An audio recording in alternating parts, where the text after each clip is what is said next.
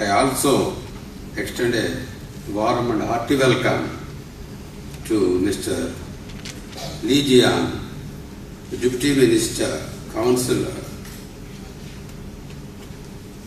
Embassy of People's Republic of China in the Republic of India. I also extend a warm welcome to Mr. Sridharan Sachidanandan Pillai, First Secretary, Political, High Commission of South Africa, Republic of South Africa. I also extend a very warm welcome to Mr. Amit Dasgupta, former Ambassador of India to the Philippines. I also extend a very warm welcome to our respected citizens in Visakhapatnam who are instrumental in collecting the high taxes by way of customs duty. I have the presence of Professor G. Subramaniam, Honorable Vice Chancellor, Getam University, Professor Kumar, Dean and Director, Getam School of International Business, distinguished invitees, respected professors, governing body members, students, participants, press and media.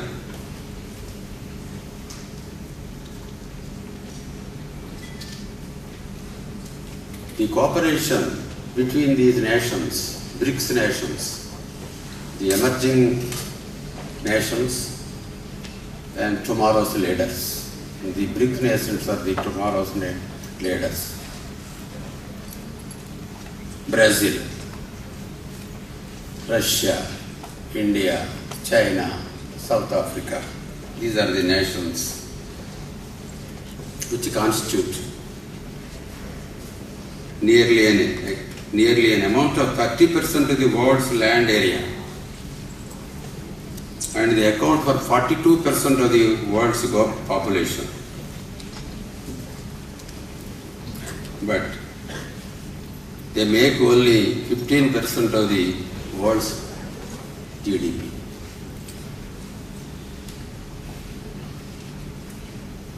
And 15% of the world's total trade volume. Because trade volume and GDP, they go together, and the wealth of the nations and GDP to the level pyramid, health models, low-cost housing options, education delivery, energy and water provisions, to mention a few, which are being faced every day in our country. BRICS countries could develop frameworks offering policy and development options to address these common problems instead of depending on developed Western frameworks. The initiative made by BRICS countries in its 6th BRICS summit are definitely in this direction of eradication of poverty, health and education security, etc. I am glad to note that today's international seminar, which is a very important topic on BRICS shaping the new global architecture, has identified the following areas for a discussion: trade between among these nations, sustainable development and inclusive growth, BRICS and new partners from other African countries, because they are also having plenty of resources. The resources have to be triggered and utilized in a more effective manner. International monetary cooperation. I am sure that deliberations in this seminar would provide address the above problems and find out some solutions to be suggested to the forthcoming BRICS 7th Summit scheduled from July 8th, 9th, 2015. I don't want to take much time, but except to convey my appreciation for all these leaders of these nations for coming all the way to Visakhapatnam and to participate in these discussions. I am sure and hopeful that they will enjoy their stay here in Visakhapatnam. I also wish that this seminar will contribute for the very objective for BRICS, for peace, security, development and cooperation. Thank you very much, sir.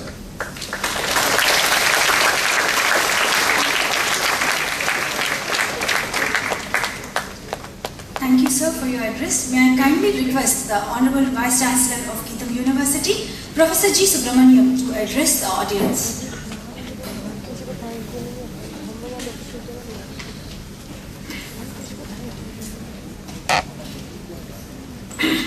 Friends, honored dignitaries on the dais, Mr. H.H. Viswanathan, former ambassador and distinguished fellow, Center for International Relations, Mr. Chen Yun, Deputy Minister, Counselor, Ambassador of People's Republic of China in the Republic of China, Mr. Sridharan Sachidananda Pillai, First Secretary, Political, High Commissioner of South Africa, Republic of South Africa, Mr.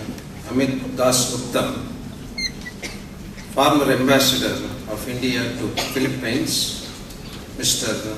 Rajendra, Commissioner of Customs and Central Excise, Dr. J.M. Kishore, Assistant Commissioner of Customs and Central Excise, Mr. Prahladan Iyer, Chief General Manager, Exports and Import, Bank of India, Mumbai, Honorable President and Lifeline of GSIB, Dr. M.V.S. Murthy, Professor V.K. Kumar, Dean and Director, GSIB School of International Business, distinguished invited speakers, participants of this international seminar, invitees, press, electronic media, ladies and gentlemen. On behalf of GSIB University, I wholeheartedly once again welcome all the dignitaries on the dais to the international conference on BRICS shaping the new global architecture. We are greatly delighted and proud of the rich, gracious presence of all the dignitaries. Has grown from strength to strength over the period and became a deemed to be university under Section 3 of UGC Act 2007. Today, the university has 3 picturesque campuses at Bangalore, Hyderabad and Visakhapatnam, offering 121 UG, PG and doctoral programs in diverse disciplines such as technology, science, pharmacy, international business, management, architecture and law. There are over 17,000 regular full-time students and 800 research scholars hailing from almost all the states of the country pursuing various programs at all the 3 campuses. Through distance mode, we are offering 13 programs and at present 28,000 plus students are pursuing these programs. The main strength of this university is its world-class infrastructure and committed faculty, number over 1,000 at all the 3 campuses. The university has been focusing on research and consultancy activities with the main objective of building a fine tradition of exemplary scholarship and groundbreaking research, and to translate its expertise into tangible benefits for the benefit of the community at large. I am happy to inform that our teaching faculty have undertaken over 150 research and consultancy projects with the financial assistance from various funding agencies such as UGC, DST, DRDO, CSIR, NCRI, BAR, HPCL, etc. The university has entered into several MOUs with prestigious global universities and also renowned research centers and industry for collaborative research in India and abroad. In this connection, I am very happy to inform you that the Ministry of Human Resource Development, Government of India, has ranked GSIB as A category university among the universities of its kind. It enjoys 4th position out of 130 deemed to be universities. Further, NAC accredited this university with A grade, which is symbolic of a historic holistic education being imparted by the university. UGC has accorded 12B status to the university, which has given a big boost to our research activities. I am glad to inform that MHRD has sanctioned TechUp 2 program with substantial funding to GSIB University. That is the only university among deemed universities to get it. I am equally glad to inform that the Department of Science and Technology, Government of India, has given Young Scientists Award for their research under fast track scheme to 16 faculty members in this university. The university encourages students to take up independent research and to bring out their talent out for the benefit of the community at large and build up their own career. The university has also promoted towards this direction a science activity center for the students to motivate them to develop innovative thinking and convert their ideas into useful products. Making use of facilities provided in the Science Activity Center, 6 engineering students developed new designs and methods of various equipment and registered for patents.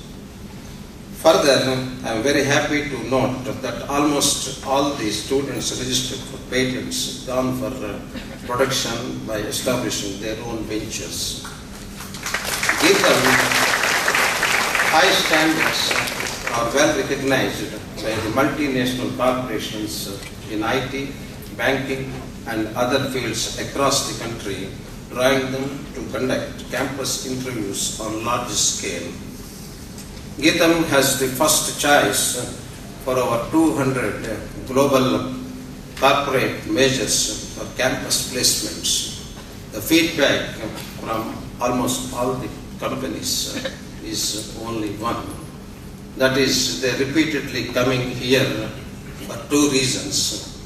That is, merit on one hand, the discipline, commitment, teamwork, and leadership, which the holistic development and character of an individual groomed in this university is the only reason for them to come repeatedly and organize campus placements.